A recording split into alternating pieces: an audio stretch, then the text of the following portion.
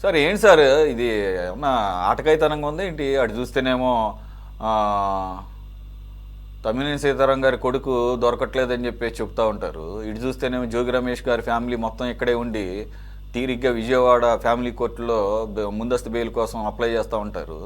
ఆ, పోలీసులు నిమ్మకి నీరెత్తినట్టు లేదంటే కానీ చెప్పేసండి ఓపెన్గా, మేమంతా ఒకటేనండి, ఒకే తాను మొక్కలు మేమంతా, ఎంత కాదనుకున్నా మేము ఆ, రాజకీయ పార్టీ ప్రత్యర్థులమే కానీ ఇలా హై ప్రొఫైల్ కేసుల్లో వచ్చినప్పుడు మాత్రం వ్యవస్థలు మేము చెప్పినట్టే వింటాయి, మేము వాటిని మా గుప్పెట్లోనే పెట్టుకున్నాము. అప్పుడు వైసీపీ ఇప్పుడు మేము చెప్పినట్టు మేము కావాలంటే వాళ్ళు వెళ్తారు, అరెస్ట్ చేస్తారు, వద్దనుకుంటే అలా వెసులుబాటు కల్పిస్తారు. తమ్మినేని సీతారాంకి మాకు గత గతంలో ఎప్పటి నుంచో దశాబ్దాల నుంచి అవినాభావ సంబంధం అని ఒక మాట చెప్పేసేయండి. మాకెందుకు ఈ కంఠశోష, మాకెందుకు ఈ డిబేట్లు పెట్టుకోవటం? ప్రజలను పిచ్చోళ్ళగా కనపడుతున్నారు. అంటే సామాన్యుడు ఒక రకంగా అయితే వారాల తరబడి రోజుల తరబడి పరారీలో ఉన్నారని చెప్పేసి ఒక నెపం చెప్పేసి అరెస్ట్ చేయకుండా కూర్చుంటే వినటానికి మేమన్నా చెవుల్లో పూలు పెట్టుకున్నాం అనుకున్నారు ఏంటి సార్ మీరు? సార్ సురేష్ గారు, మాకు మా పార్టీయే కాదు, ఇంకొక పార్టీ అయినా ఏ పార్టీ అయినా దోపిడీదారుడు అంటే మా పార్టీకి పడదు, మా పార్టీకి నచ్చదు. మా పార్టీలో ఉండి కూడా ఎవరైనా అవినీతి అక్రమాలు చేస్తే వెంటనే పార్టీ నుండి రిమూవ్ చేసి పక్కన పెడతాం, జైల్లో వేసి శిక్ష అనుభవించేటట్టుగా చేస్తాం. దీంట్లో ఎలాంటి అనుమానం లేదు. ఇప్పుడు జోగి రమేష్ కుమారుడైనా లేకపోతే తమ్మినేని సీతారాం కానీ తమ్మినేని సీతారామం కుమారుడైన కూడా మనం చూసాం ఒక వీడియో. ఈ పాత సినిమాలో కొత్త సినిమాలో తెలంగాణ శకుంతలను ఎవరు ఉంది కదా, ఆ విధంగా ఆమె ముందు నేను చెప్పింది వినండి, మీరు మీరు వినలేదంటే నేను దిగేస్తాను ఇంకా రంగంలోకి, నేను దిగడమే ఇంకా రంగంలోకి ఉండేది అని చెప్పి ఒక లేడీ డాన్ లాగా మాట్లాడతాం. ఈయనకి ఏది తెలియకుండా ఏమి జరగవు సార్. తమ్మినేని సీతారాము అత్యంత తెలివిపరుడు. ఇలాంటి వాటిలలో ఇలాంటి దోపిడీలు దొమ్మీలు కబ్జాలు చేసే దాంట్లో చాలా తెలివిపరుడు. మేధావిలాగా నటిస్తాడు, మేధావిగా నటిస్తూ చేసేదంతా మేధావి పనులు బయట ఎలివేషన్ ఇస్తాడు, చేసేదంతా పనికిమాలిన పనులే.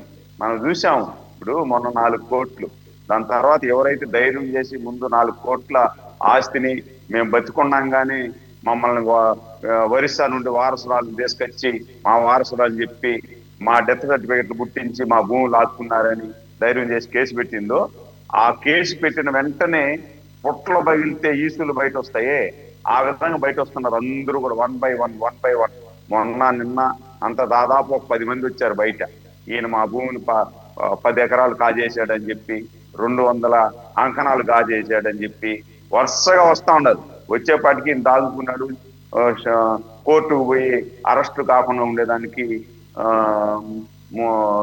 దాన్ని ఒకటి పిటిషన్ ఒకటి వేశాడు. కోర్టు వెంటనే ఈయన చివాట్లు పెట్టింది. నిజంగా మీరు మోసపోయినారు, లేదు మీకు తెలియకుండా కొన్నారు అంటే మీరు ట్రాన్సాక్షన్ చూపించండి. మీ అకౌంట్ నుండి, ఏ అకౌంట్ నుండి వాళ్ళకి డబ్బు పంపించారు. మీరు మోసపోయిన వాళ్ళకే అనుకుందాం, మోసపోయిన వాళ్ళ దగ్గరే కొన్నాం అనుకుందాం, వాళ్ళ అకౌంట్కి కూడా డబ్బు పంపిస్తేనే కదా ట్రాన్సాక్షన్ అనేది ఉండాలి కదా. ఏ ఐఎఫ్సి కోడ్ ఉంది, లేదు ఏ చెక్కు రూపంలో మీరు డబ్బు పంపించారు, అది చూపించండి.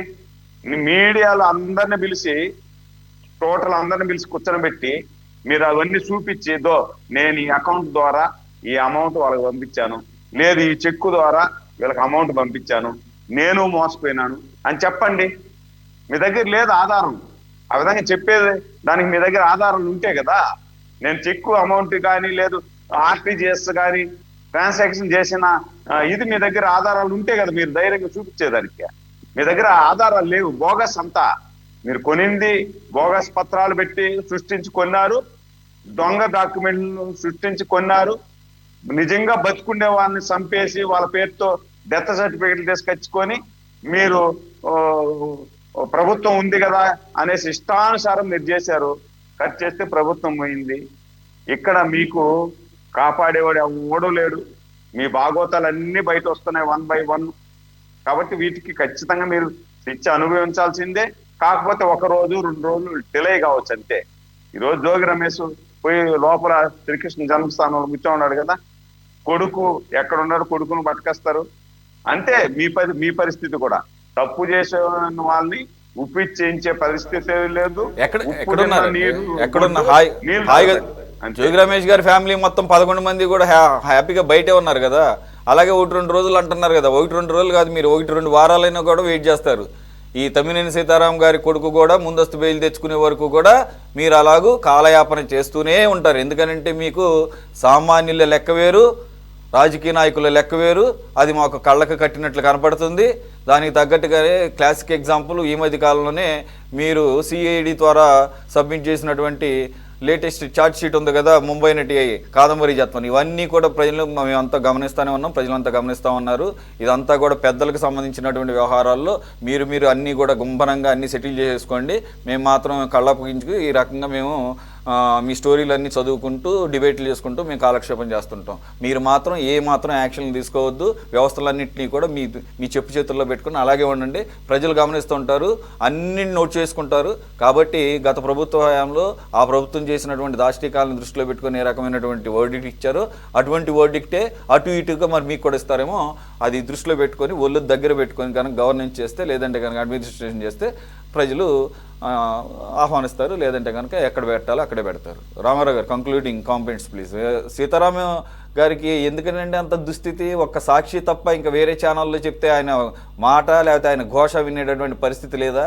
లేకపోతే కనుక సాక్షి ఛానల్లో మనం ఏం చెప్పినా కానీ ఎవరో ప్రశ్నించరు కాబట్టి వన్ వేలో ఒక వీడియో రిలీజ్ చేసేస్తే ప్రజలు నమ్మేస్తారని చెప్పేసి ఏమన్నా భావనలో ఉన్నాడా? 2 బాధ్యతకరమైనటువంటి స్పీకర్గా పనిచేసినటువంటి వ్యక్తి కనీసంగా ముందస్తు బెయిల్ తనకి తన భార్యకి ఇచ్చారు కానీ తన కొడుకు ఇవ్వలేదన్న సోయి మర్చిపోయి కొడుకునేం పరారీలో పెట్టి శ్రీరంగ నీతులు వచ్చి మాట్లాడుతూ ఉంటే నమ్మడానికి ఎవరు ఇక్కడ సిద్ధంగా లేరు. 2 ఈయన చేసినటువంటి భాగోతాలు, ఈయన కుటుంబ సభ్యులు చేసినటువంటి భాగోతాలు ఒకదాన్ని కదిలిస్తే తేనెతుట్లాగి ఇప్పుడు అన్నీ కూడా బయటకు వస్తున్నాయి. మరి వాటికి కూడా రోజుకు ఒక వీడియో ఏమన్నా రిలీజ్ చేస్తాడేమో, మరి ఆ రకంగా సాక్షి ఏమన్నా ప్రయోజనం వస్తుందేమో అని చెప్పేసి మీరే ఏమని చెప్పాలి. అవకాశం